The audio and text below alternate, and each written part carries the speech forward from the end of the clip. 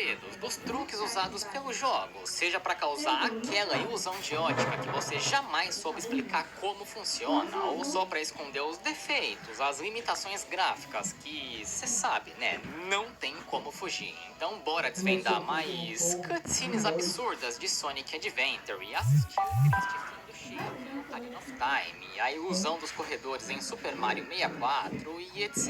Mas antes, me chamaram para falar mais uma vez sobre Fate Fantasy 3D. Ó, a sua primeira missão é... Bom, você sabe como é, né? A princípio, você começa com equipamentos e roupas simples, mas conforme vai upando seu level, tem acesso a novos itens que deixam sua personagem cada vez mais sinistra, sem contar as habilidades que vão sendo liberadas para você. Aqui, o objetivo consiste em explorar e conquistar 10 cidades espalhadas no jogo, e para isso você vai contar com a ajuda de um bichão. Uma galera aí pediu pra explicar como diabos funciona a sala dos 3 quadros em Super Mario 64, aquela que te leva pra Tiny Hilde Island. E eu entendo o motivo da dúvida, porque assim que você entra na sala, se depara com 3 caminhos, 3 quadros aparentemente iguais. Só que quando você escolhe o da esquerda, por exemplo, nota que o Mario começa a ficar meio gigante demais. E o caminho da direita, o Mario vai ficando muito pequeno. E esse efeito reflete no próprio quadro que você escolheu entrar, porque ou o Mario vai ficar gigante pra fase, ou ele fica minúsculo, e era exatamente essa ilusão que a Nintendo queria transmitir nesses corredores. Nossa, que da hora, né, galera? Físicos diferentes no tamanho do personagem. Porém, não é exatamente assim que a coisa funciona aqui não, mano. Porque, responde pra mim, o que é mais fácil de programar? Uma sala que possui corredores com dimensões diferentes ou programar uma variável no boneco para que, dependendo do caminho que ele escolher, o seu tamanho vai aumentar ou diminuir progressivamente? A resposta parece lógica, né? Eu tô ligado. O fato é que a Nintendo usou a técnica de perspectiva forçada para que os 3 caminhos sempre pareçam do mesmo tamanho. Só que se você sair dessa perspectiva programada pela Nintendo, vai ver exatamente o que acontece aqui. Sim, os corredores são desiguais e por isso quem joga tem a sensação de que é o Mario que tá aumentando ou encolhendo de tamanho. Se você aí é do time a Terra é plana, talvez ache interessante o truque usado em Super Smash Bros. Brown no stage Lylat Cruise, porque, rapaz, a evidência é pesada. Pra quem não sabe, o stage é baseado no sistema Lylat, que é o universo onde Star Fox se passa. Então são vários eventos acontecendo no plano de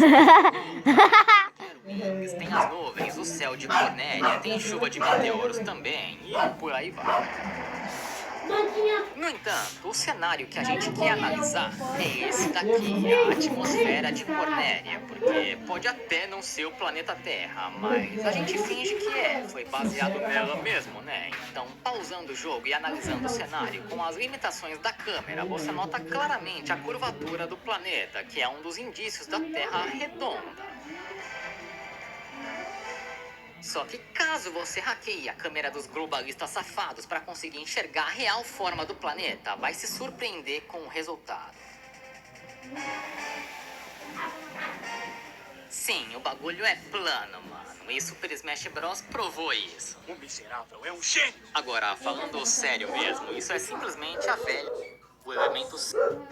Sim, o bagulho é plano, mano. E Super Smash Bros. Provou isso. O miserável é um gênio! Agora, falando sério mesmo, isso é simplesmente a velha e boa técnica de billboard, onde a Nintendo programou um sprite 2D com textura em um universo 3D. E não importa pra onde a câmera padrão do jogo vá, o elemento sempre estará virado pra você. Tipo os bobombs em Super Mario 64, tá ligado? E sim, é um bagulho bem antigo, mas é absurdamente utilizado em todo jogo que existe. Pelo menos eu acho que é. No vídeo passado eu falei sobre as técnicas peculiares que a SEGA utilizou nas cutscenes em Sonic Adventure, onde a Amy aparece totalmente destroçada na hora de salvar o Sonic. E que, curiosamente, os bonecos têm a habilidade de voar pelos cenários do jogo. No entanto, eu falei também que o game estava cheio de fuleiragem desse tipo, e vocês pediram pra mostrar mais, então vamos lá, né?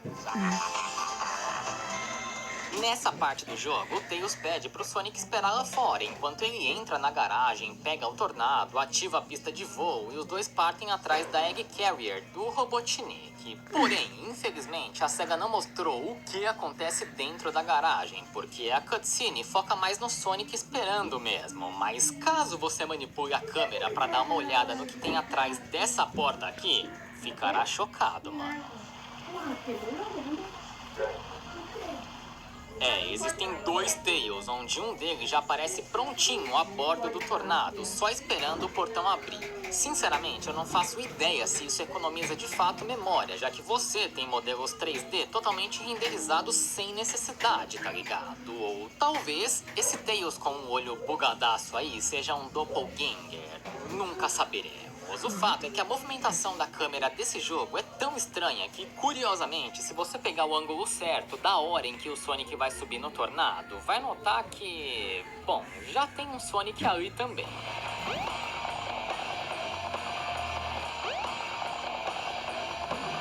Por essa ninguém esperava, né? Pois é. Um outro momento parecido com esse é quando o Robotnik vai atrás das esmeraldas do caos no comecinho do jogo ainda. E como o Sonic não entrega sem resistência, o bicho fala que vai pegar a força mesmo. E nessa, ele some atrás do penhasco e aparece montado em sua Egg Hornet, que é o chefe que você vai enfrentar nesse exato momento. E aí eu te pergunto, por acaso você tem ideia do que aconteceu atrás desse penhasco aí? Porque, caso não, se a gente levar a câmera até o Robotnik, descobrimos na hora a mágica que a SEGA usou nessa troca de veículo.